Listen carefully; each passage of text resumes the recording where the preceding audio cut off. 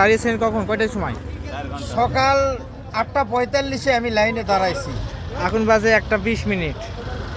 তার মানে সকাল থেকে খাবার খাইনি, না খেয়ে বের হয়েছি। এখন পর্যন্ত না খাওয়া অবস্থায় দাঁড়িয়ে আছি। প্রচুর কষ্ট হচ্ছে তেল নিতে, তারপরেও তেল নিতে হবে, কারণ আমার স্কুল আছে, মাদ্রাসা আছে। আমি একজন মসজিদের ইমাম, মাদ্রাসা স্কুল চালাইতে হবে, এই জন্য তেল নেওয়া লাগছে। যাই হোক, আমরা জানতে পারলাম যে হুজুর আসছে সকাল 8টার দিকে, 8টা থেকে 9টার মধ্যে। তো সেই থেকে উনি একটা দীর্ঘ লাইনে ছিলেন। আমরা একটা বৃহৎ লাইন দেখতে পাচ্ছি যে এখন বাজে সময় ঘড়িতে 1:20। অর্থাৎ উনি 8টা থেকে 9টার মধ্যে এসে উনি এখন মাত্র পাম্পের কাছাকাছি, মানে এখন ওনার সামনে প্রায় 15 থেকে 20 জন আছে। তো উনি এই পর্যন্ত আসছেন এই সময়ের মধ্যে। তো আরও যারা এই দীর্ঘ লাইনে অবস্থান করছেন, জানি না তাদের সিরিয়ালটা আসলে কখন আসবে।